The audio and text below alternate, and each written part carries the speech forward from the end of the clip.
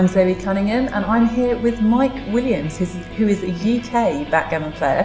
And Mike, your work actually takes you all around the country, so you've played backgammon in lots of different places around the UK. Does it vary much depending on where you are? I don't think it does, to be honest with you. One of the reasons why I enjoy backgammon is because of the social aspect. I'm not a great player, but the people I always meet and play backgammon are always very, very friendly, very welcoming, and there's always there's such a diverse and varied group of people that play backgammon. There's always something new to talk about and interesting people to speak to. And which area of the UK do you think has the best backgammon? Well, I'm a Londoner at heart, you know, and to be perfectly honest, the backgammon scene in London, from my experience, is absolutely fantastic. I've played in a lot of Mike Main's tournaments. Used to go regularly to Camden when I played in London, and the variety of tournaments that are available. You can play for no money, a large amount of money. You can play a Swiss tournament. You can play just a money game. There's such a variety of different options in London if you want to play backgammon, which I haven't experienced. Not to say it doesn't exist in other parts of the country. It's perhaps just a function of there being so many players here, so many more people in London. Absolutely. It's easier to find more players.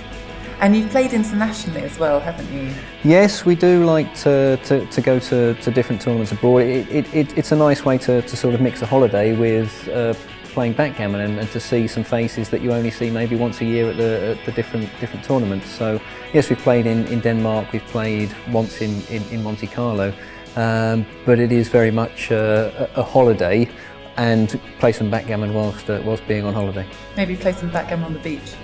Yes, done that before. It's very sandy. Have you ever played any kind of extreme backgammon? I know there was a little meme around people kind of playing backgammon underwater or never on played, top of a mountain. Never played underwater, never played on top of a mountain. I played on a few busy train stations, but other than that, no, it tends to be usually in a pub or in a venue such as this.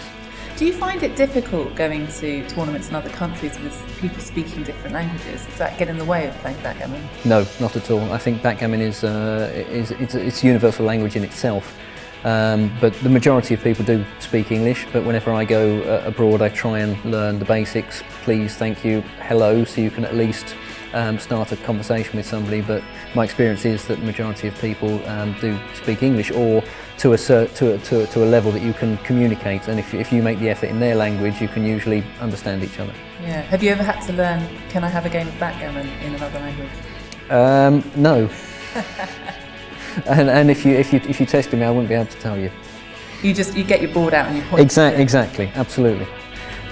So what do you think makes a good backgammon player? What qualities help you be able to play the game? Well, not being a very good backgammon player, it's difficult for me to try and ascribe those attributes, but I would say, like a lot of things in life, it actually requires some effort and some hard work. There are some natural abilities, I'm sure, around, you know, mathematical skills, etc., but it's very much a game where if you actually read and study and learn the right things to do in the right situations, analyse your errors and work out where you've gone wrong, that's how you'll improve. So like a lot of things in life, I think it just takes a bit of hard work. And you say, you know, maybe not being the best player, it's hard to say what would make a great player, but is it easy to spot the good backgammon players? Do you know who they are? Well, I think from reputation and from previous tournament wins, you get to know who the good players are. I think from playing somebody across the board, it's very difficult to say whether somebody's a good or a bad player. It's easy to say whether somebody is of an equal standard to you, because you say, would I have played that move or would I have played a different move? But to say whether your opponent's move was a better move or a worse move than the move that you would have played is very difficult to do. So by reputation and by sort of historic tournament wins, I think you can, but other than that, I think it's quite difficult. Now that's actually really interesting, because obviously backgammon, it is a game of skill, but there's also a lot of luck involved. Are tournament wins a good indication? You know, can a good player actually go for quite a long time without winning a tournament and yet they kind of ought to have done. Yes, I think so, but in the long run you'd expect to see more wins, and it's not just wins, it's being in the quarterfinals, in the semi-finals, and I think, you know, if you look certainly in maybe the Nordic Open and Monte Carlo and other tournaments, if you look at people who have consistently been in the latter stages, you can probably assume over a number of years that they're pretty good players. Well, thanks very much, Mike, for coming to talk to us. Thank you. And I hope you have a good tournament.